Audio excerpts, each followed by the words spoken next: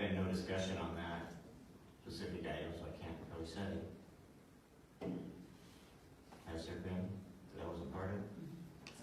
Well, I mean, I heard it mentioned at other meetings, but I know nobody made a motion or anything like that. I just wondered because it's kind of how you got in the position you were in, is because you didn't have an ordinance, and then somebody came in and started developing a wind farm, and then it was too late to do an ordinance. So I just wondered if you were going to put a moratorium on that. Well, the new ordinance would start soon, I assume, so, yeah.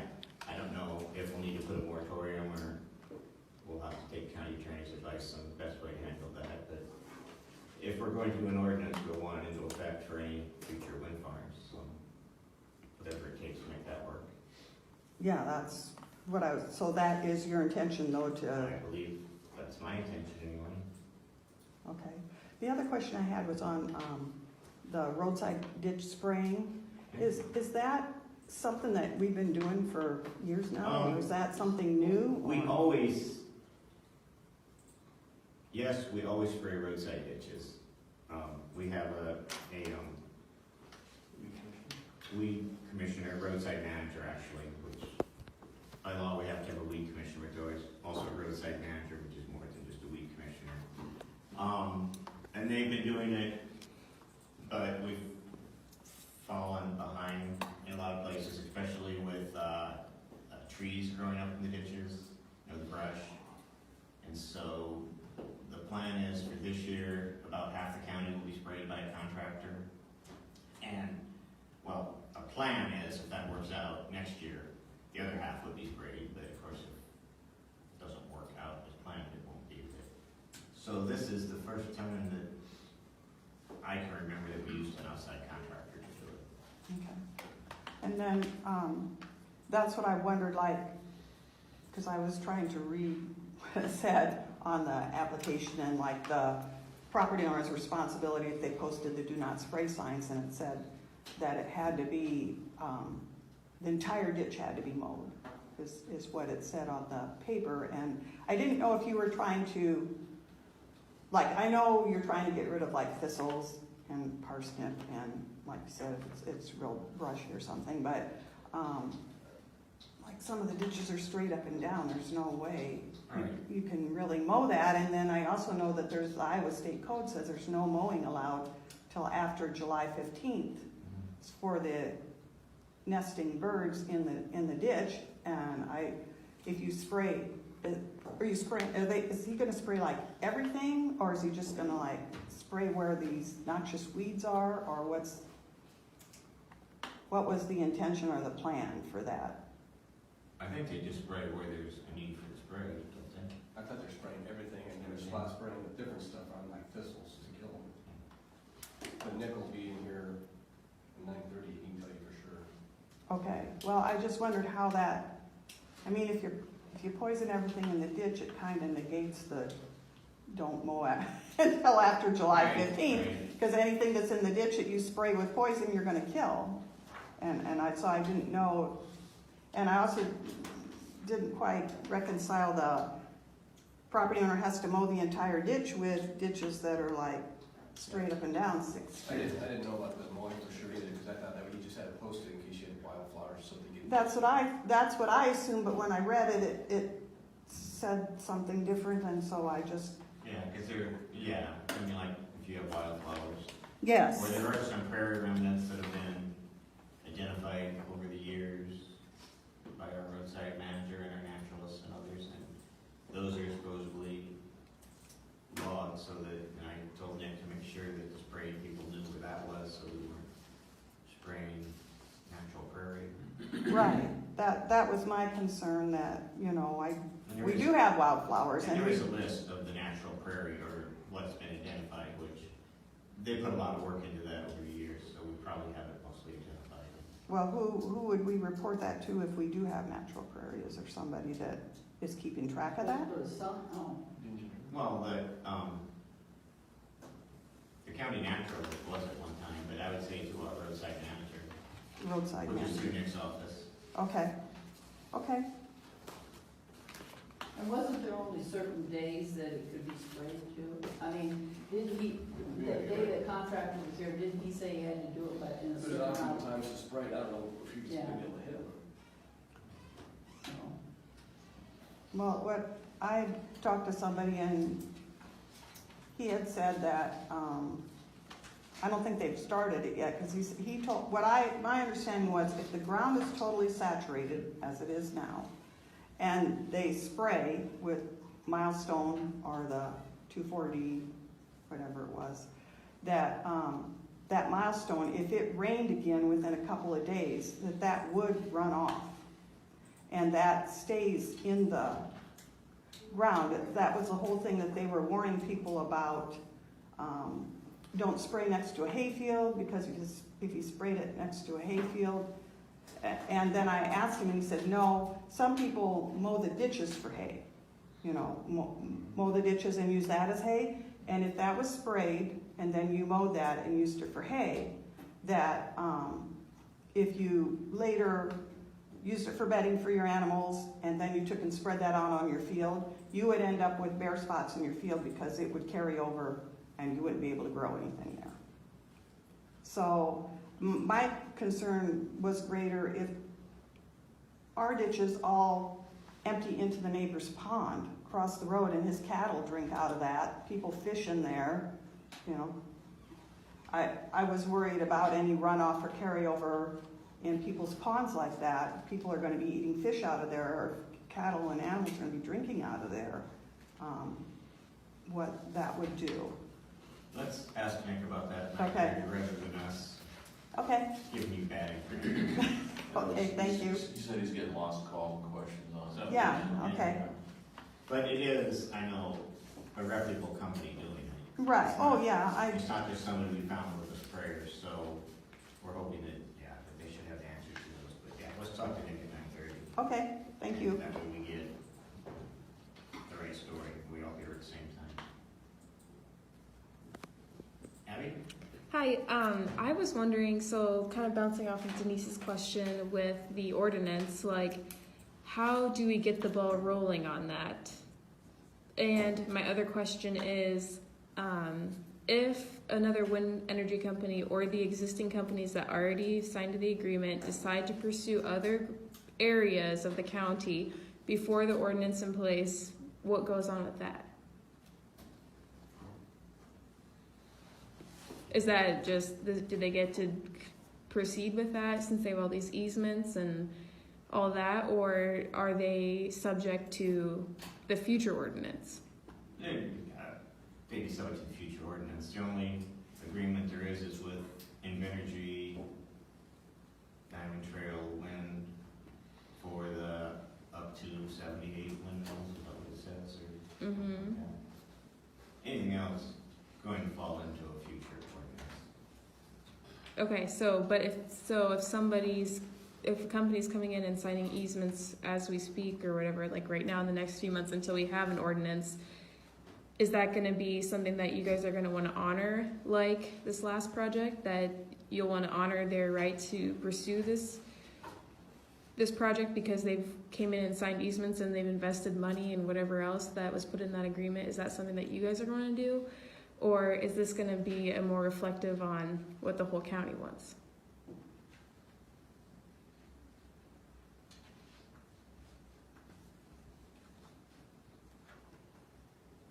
Making sure I understood the question. So if another company comes in, starts signing easements, is that something that you feel like you need to honor No. when deciding on an ordinance? Do you think that you need to honor that because they've invested blah, blah, blah, blah, however many dollars they've invested, just like Mid-American had to put in that agreement?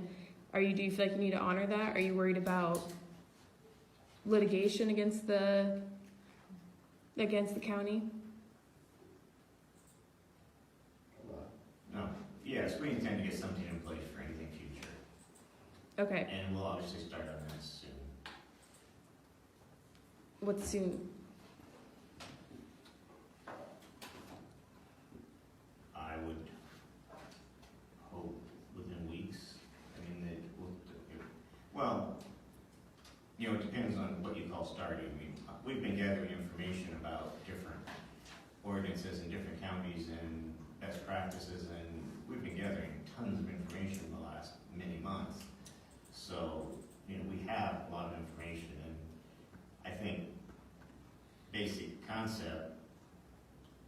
too hard to come up with, then it takes, you know, the attorneys to put everything in the right form. I just didn't know when like the official like first step would happen. Like, are we thinking like this next month in June? Are we thinking fall? When are we thinking?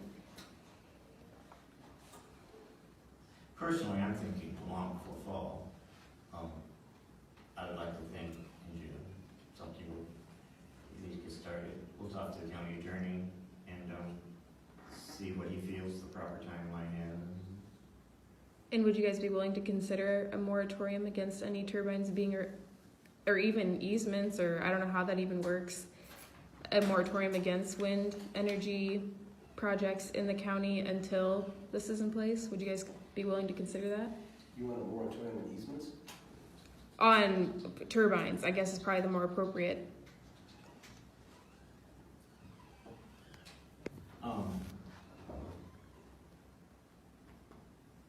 I guess if we thought that was the proper way to go about it, I don't know, I mean, there could be discussion on moratorium forever on turbines, I don't know. Yeah, but I'm asking about a moratorium until an ordinance is in place. Hey, I'm not sure what step, we need to figure out what step we need to put in place to do that. By asking the county attorney, or how does that? That's where we start. Okay. But our intention, my intention is not for another wind farm to start anything until there's ordinances in place. I can't speak for the rest of the board, this is nothing that we've officially acted on, but, so I'll just say it's my opinion that needs to be done. And we'll work on that. I think that's just, I mean, we don't come here to pester you or anything, but we just really want to make sure that the county is protected for future things and that is a discussion that's regularly happening and kind of get a urgency to the situation as well. So that's why we have been asking about this and are pursuing that. It's something that'll have to be on a future agenda for discussion, what the options are, it's kind of like the next month or so.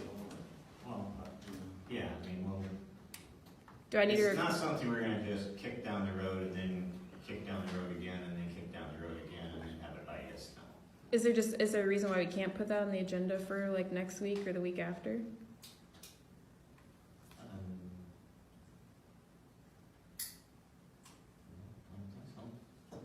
To discuss it?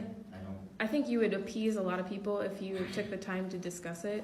I think you would have a lot of people calm down with the situation if we just went ahead and discussed it in some kind of public forum, like at a meeting. My problem is I don't think the people that have signed up for the windmills are gonna come forth and argue with They it. can't. They sign a gag order. You can't. No, there's Well, no they're gag not order. gonna, I have an easement. No. It says it in there And I that know you what attorneys say that says, and.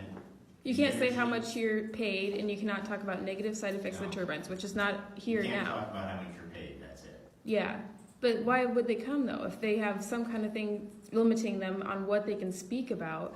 I don't. Nothing they can't say is how much you're getting paid, and that's so that one neighbor doesn't pit against another for more money. They can talk about anything else they want. I mean, I've talked to the company about that. Like, yeah, it's just, and let's face it, is it a big secret what anybody's being paid out there? No. No, not really. I mean, like when they told me, well, we're selling this to Mid-American Energy, I'm like, okay, well, that would be the least closely guarded secret that I've heard in a long time. Well, different people do it. I'm like, yeah, just everybody knows it, you know. Mm-hmm. I said, it's no secret. They've been here trying to buy land for a building, and so, But I mean, what do those people that have easements have to say about future ones, other than for promoting other people to be able to attain them? But I don't think that they would really. I don't think they're going to be motivated to come. no, but that's all right. I mean, I don't think we need people them. don't have to come to have their opinions. No. heard. We hear opinions on the street. We're hearing emails. That's what I'm saying. I'm saying I don't think it's a problem that they're not gonna come. And, you know, as far as people that have easements now that aren't gonna be built on, what will they think? Was that kind of what you were saying? Somebody, I don't know, I mean, I heard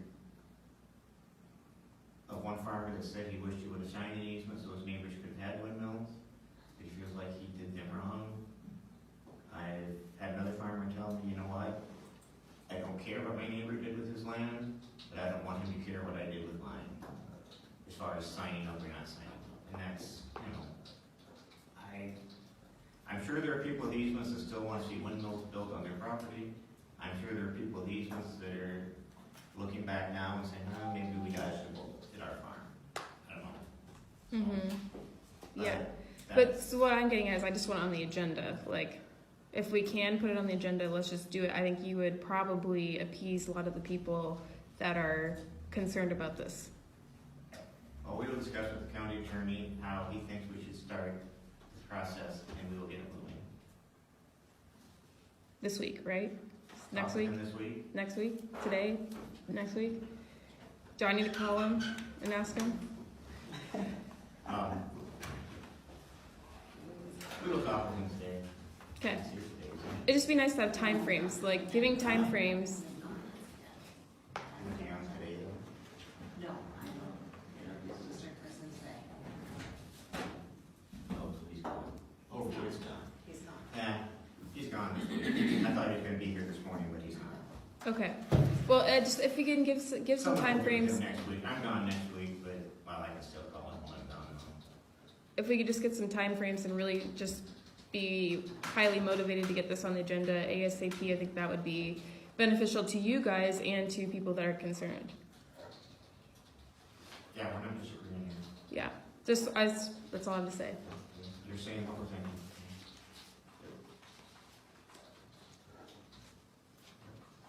And that's not gonna say that everybody's gonna be happy with whatever the ordinance says, because we know this is a multifaceted thing, Mhm. lots of sides to it, but we're gonna work with the best thing for our county, so, like I said, will that be a moratorium for ever building one here?